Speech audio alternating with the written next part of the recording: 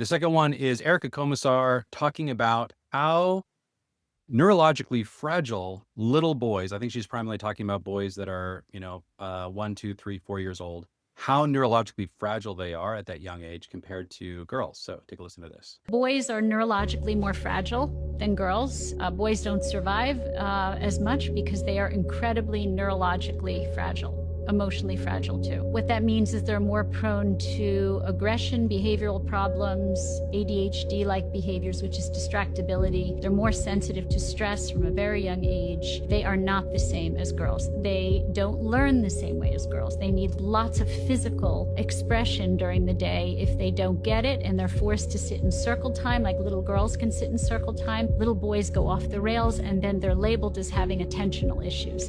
And so we are educating little boys today like little girls, which is why they can't keep up. So if you ask me, we should separate little boys and little girls. In terms of the neurological fragility, they need that attachment figure even more than the little girls. When it comes to going to school, maybe we should separate little boys and little girls when they're little so we can cater to their individual needs, and it is different. All right, so now this reel got almost 500,000 views. It's continuing to be shared a lot online. There are some interesting conversations that this erupted in the comment section, so I want to talk through a few of these. One is, my mother-in-law kept telling me that my son was going to become a mama's boy because I gave him so much attention as a baby and young child. But because of this, he had no problems leaving me to go to school and has become a wonderful man, husband, and father. This is from Calaby Hill. I love this perspective. Yes, we're talking about really young boys. This concern that they're going to be a mama's boy when they're really little and super fragile emotionally.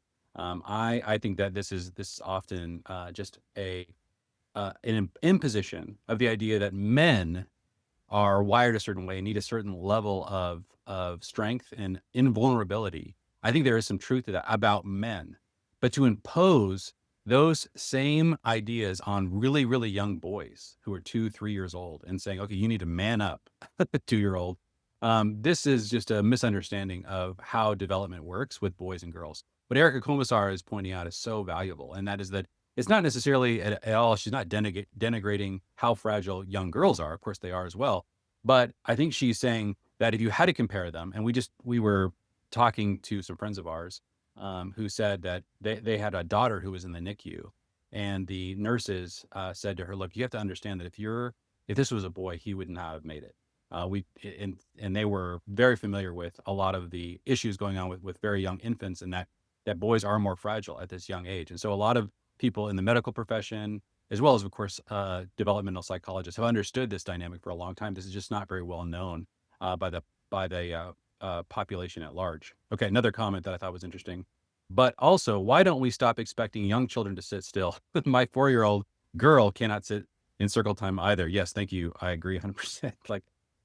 Part of the problem is just the way we educate. We design the industrial education around what is most convenient for the teacher and not what is actually in the best interest of the students.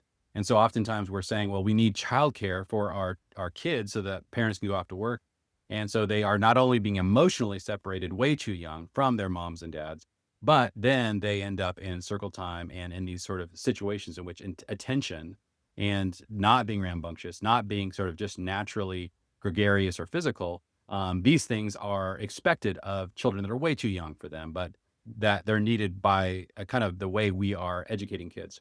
Another comment that got a lot of attention is, wow, I love this perspective, especially because I think we talk a lot about how boys need their dads more at certain points in their lives, but with little boys, the one they really need is their mother. And I live this every day with my boys.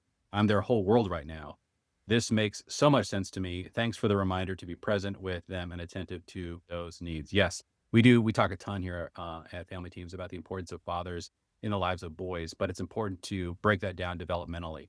In these really early stages, they need their mother. Their mother is sort of, as Erica Komisar kind of points out, if you kind of listen to a lot of what she writes about this, they're almost an extension of like the child is almost an extension. The mother is nervous system is almost like in that child, and they feel that bond, and breaking that bond through putting them in lengthy daycare at a very young age is really, really hard on kids, but especially boys. And so something can actually break inside of them in ways that can really hurt them over the long term, their emotional development, their mental development. And so we have really underemphasized how much young boys need their mother in this really early stage in order to maximize freedom for women.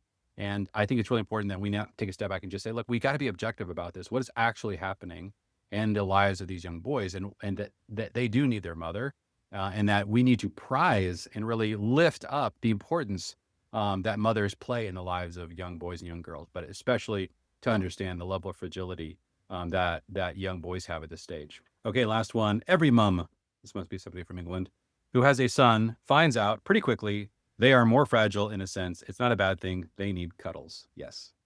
Thank you. And yes, they need their mom. And I think this is such an important conversation we need to have. We need to take a step back and really understand what's happening with boys and girls developmentally.